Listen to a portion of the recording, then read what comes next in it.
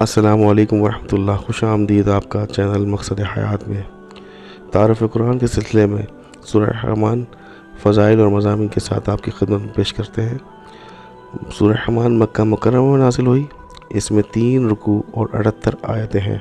اس سورت کا نام سورہ رحمان اس لیے رکھا گیا کہ اس کی ابتدا اللہ تعالیٰ کے اسماء الحسنی میں سے ایک اسم رحمان سے کی گئی ہے۔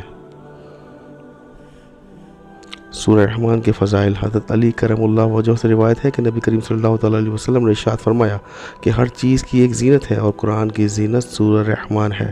مفتی احمد یار خان نعیمی رحمۃ اللہ علیہ فرماتے ہیں، چند وجہ سے سورہ رحمان کو قرآن کی دلہن یعنی زینت فرمایا گیا۔ اس صورت میں اللہ تعالیٰ کی ذات و صفات کا ذکر ہے اور اس ذات و صفات پر اعتقاد ایمان کی زینت ہے۔ اس صورت میں جنت کی حوروں، ان کے حسن و جمال، ان کے زیورات کا ذکر ہے۔ اس صورت میں آیت فَبِأَيِّ آلَاءِ رَبِّكُمَا تُكَذِّبَانِ کا ارشاد 31 بار ہوا ہے۔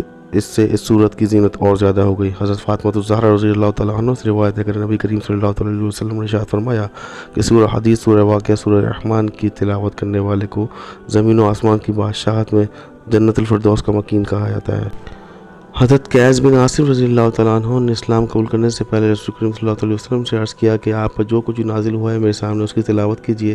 آپ صلی اللہ علیہ وسلم نے ان کے کہنے پر یک کے بعد دیگر 3 مرتبہ سورہ رحمان ان کے سامنے پیش کی اور جب انہوں نے سننے کے بعد انہوں نے عرض کیا کہ خدا کی قسم یہ صورت بہت ہی خوبصورت ہے، اس میں بہت حلاوت ہے، اس کا نیچے والا حصہ سرسبز ہے اور اوپر والا حصہ پھلدار ہے، یہ کسی انسان کا کلام نہیں ہو سکتا۔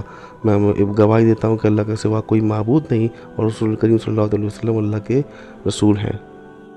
سورہ رحمان کے مضامین میں اللہ تعالیٰ نے اپنی عظیم نعمتوں جیسے قرآن پاک کے نازل کرنے، تاجدار رسول اللہ کریم صلی اللہ علیہ وسلم کو اس کی تعلیم دینے اور آپ صلی اللہ علیہ وسلم کو دنیا آخرت کی تمام چیزوں کو تعلیم دینے کا ذکر فرمایا۔